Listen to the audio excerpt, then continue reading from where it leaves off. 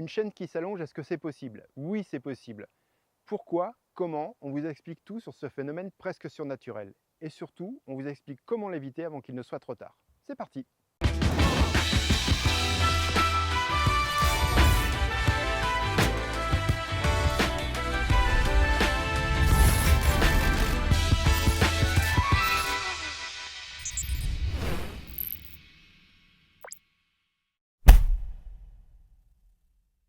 Mettons fin à une légende urbaine, une chaîne ne s'allonge pas. Par contre, le métal qui la compose s'use avec le temps, ce qui fait que visuellement, elle a tendance à paraître plus longue. C'est ce que nos amis anglo-saxons appellent le chain stretch.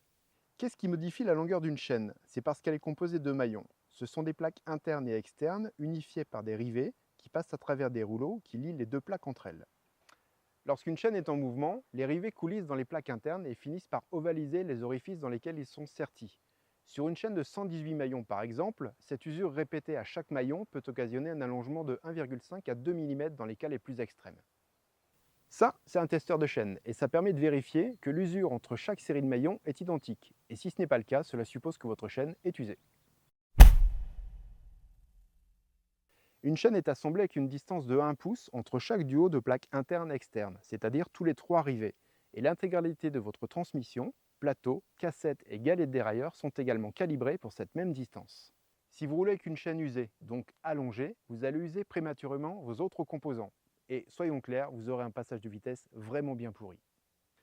Les dents de votre plateau ou cassette peuvent devenir pointues, voire se casser pour les galettes dérailleur. Ces pièces coûtent beaucoup plus cher qu'une chaîne à remplacer. Et c'est là que le testeur de chaîne va vous faire gagner de l'argent.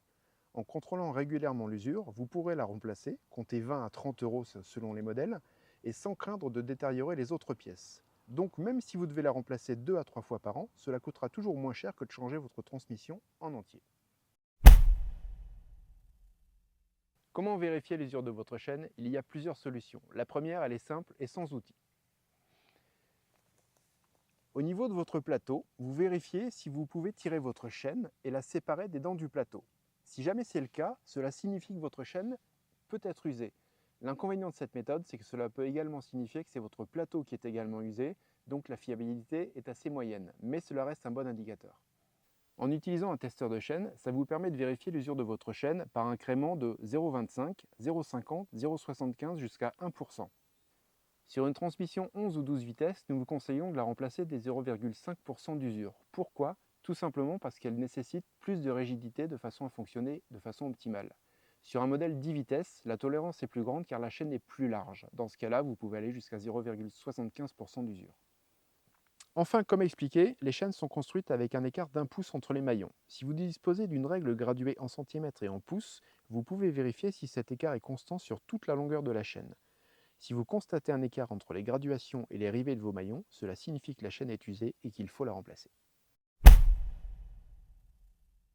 Comment prévenir l'usure de votre chaîne? C'est tout simple et c'est du bon sens. Après chaque sortie, essentiellement quand elle est poussiéreuse voire boueuse, vous nettoyez votre vélo et votre transmission avec un produit adapté.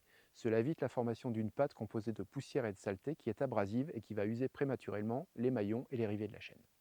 Ensuite, une fois que votre vélo est propre et surtout votre transmission, vous pensez à la lubrifier. Il existe des lubrifiants pour conditions sèches ou conditions humides, c'est selon l'endroit où vous roulez.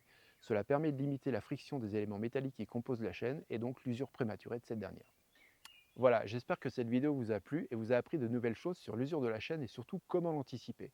Dans les commentaires, vous donnez vos conseils pour les autres, c'est toujours sympa et ça fait plaisir. Vous activez les notifications, ça vous permet de recevoir les prochaines vidéos et surtout vous lâchez un petit like, vous savez que ça nous fait plaisir. Et moi je vous dis à la semaine prochaine.